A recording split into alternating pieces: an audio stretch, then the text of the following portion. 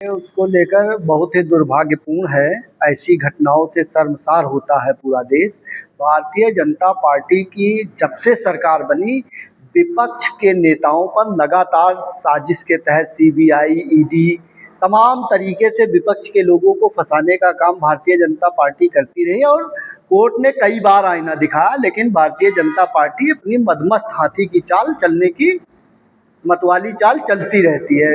अरविंद केजरीवाल, मनीष सिसोदिया, संजय सिंह, इन लोगों को कथित शराब घोटाले में सीबीआई ने फर्जी तरीके से फंसाने की पूरी कोशिश की, जिसमें भारतीय जनता पार्टी की केंद्र की सरकार उनको फंसाने की पूरी साजिश रचती रही, जनता में बदनाम करने की साजिश रचती रही और फंसाया भी। सीबीआई ने जिस तरह चार्जशीट दाखिल की और कोर्ट का जिस तरह से सीबीआई के से बहस की, सीबीआई अपने ही जाल में फंसती नजर आई और फटकार खानी पड़ी। बिल्कुल, सीबीआई भारतीय जनता पार्टी की हाथों की कठपुतली बनी हुई है, ईडी भारतीय जनता पार्टी के हाथों की कठपुतली बनी हुई है। भारतीय जनता पार्टी प्रधानमंत्री जिस तरह से चाहते हैं उसको नचा रहे हैं। अभी आप देखिए, नेशनल हेराल्ड मामले में कोर्ट ने फटकार लगाई।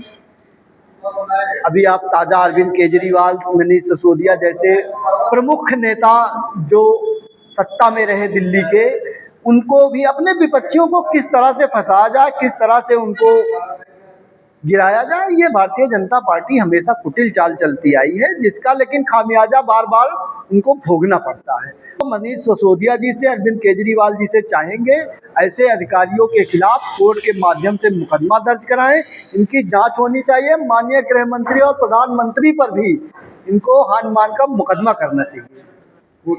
जी, भारतीय जनता पार्टी एन केन प्राकेण अपने विपक्षियों को फंसाकर बदनाम करके सत्ता को हासिल करने का पूरा प्रयास करती है। जो अंग्रेजी हुकूमत की दमनकारी नीतियां थी, उन सबको अपनाती है।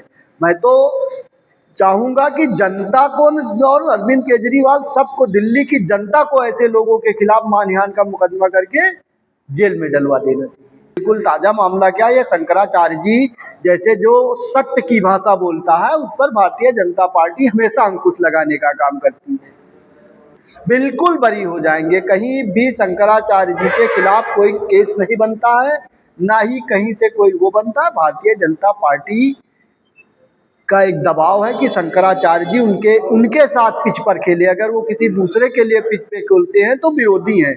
और जिस व्यक्ति ने शंकराचार्य पर आरोप लगाया है, खुद ही तमाम मामलों में वांछित है और भारतीय जनता पार्टी का बहुत ही करीबी संत है। वो कहते भारतीय जनता पार्टी धर्म के प्रति कभी समर्पण नहीं रही है। वो धर्म को लेकर के राजनीति की ओर उन्मुख रहती है। धर्म से, सदाचार से, सनातन से उसका कोई लेना देना नहीं। अभी तक आप देखते थे, कहती थी हिंदू खतरे में है, हिंदू खतरे में है। जब ये पॉलिसी नहीं चली तो उन्होंने क्या कहा, सनातन खतरे में है। तो इनका काम है कि डोरे डालो, किसी भी तरह से तोड़ो मड़ोड़ो, लेकिन सत्ता तक पहुंचो।